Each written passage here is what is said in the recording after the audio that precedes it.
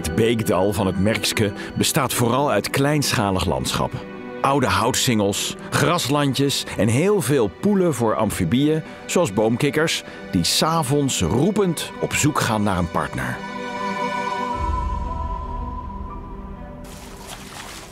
Hoe is de avond voor boomkikkers? Het is eindelijk droog. Het is fris, heel fris. Het is fris, ja? Ja, overdag zitten ze heel vaak in de struwelen. Ja. Dus zoeken ze de beschutting van struwelen op. Hier zou hij wel van houden, toch? Hier houdt hij heel erg van. Als je hier overdag komt kijken, de zon komt erdoor, dan vind je hier gegarandeerd boomkikker in. Want zo in de avond en in deze tijd van het jaar gaan ze naar poelen om te roepen. Ja, om te naar roepen. elkaar? Ja, naar elkaar. Ze zoeken eigenlijk, ja, die mannetjes die zitten vol met hormonen en die zoeken een vrouwke. Ja. En de hardste roeper, die wint het vaak. Dus die valt het beste in smaak bij de vrouwtjes.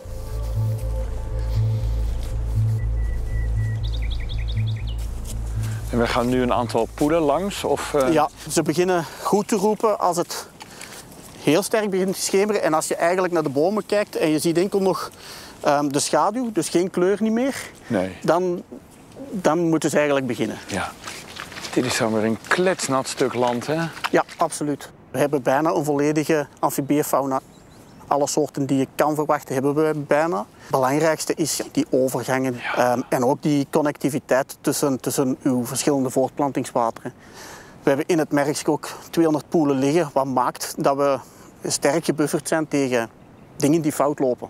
Bijvoorbeeld, er wordt ene poel, komt toch vis op. We hebben nog genoeg andere poelen. Je wilt geen vis. Want we willen geen vis in een poel. Waarom niet? Ja, ik vergelijk dat altijd. Volgens mij krijg je iets, als je vis in een poel zet, zoiets als dat je ijsberen tussen een kolonie pinguïns zet. Ja, dan houdt het op. Die gaan gewoon allemaal op. Die gaan allemaal op. Nou, laten we nog even speuren. Wie weet zien we nog iets in een heel klein beetje licht.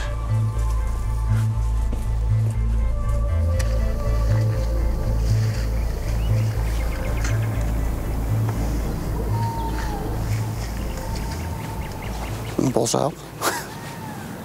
Mooi. Ja, mooi. Die bosuil is natuurlijk prachtig, maar we komen hier voor een concert van de boomkikkers. Die houden zich stil, terwijl ze hier wel zouden moeten zitten. Eens kijken in die rand, dat er daar geen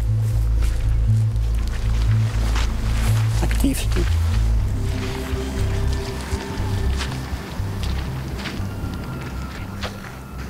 Zie je wat? Daar zit er een.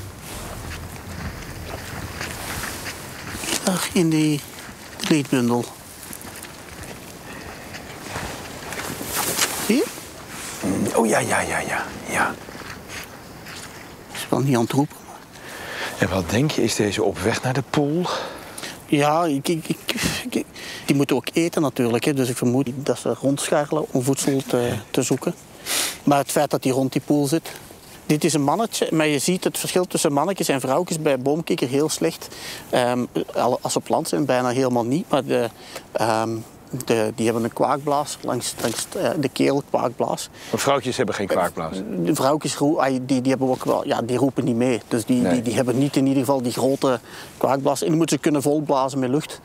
We tellen nu in de omgeving toch altijd meer dan een 1000-tal mannetjes. Dus, ja, oké. Zoveel wel. Ja, en dan kan je ervan uitgaan dat nooit alle mannetjes meeroepen. En dan een seksenverhouding van 1 op 1. Dus we zitten hier wel met een paar duizend boomkikkers in het gebied. Dat is veel, toch? Dat is voldoende om gerust te zijn. Om te zeggen dat we zitten met een hele gezonde populatie. Maar natuurlijk, boomkikkers die doen maar een paar jaar mee aan de voortplanting. Ja. Dus er hoeven er maar een paar slechte jaren te zijn, of de populatie stort wel helemaal in natuurlijk. Ja.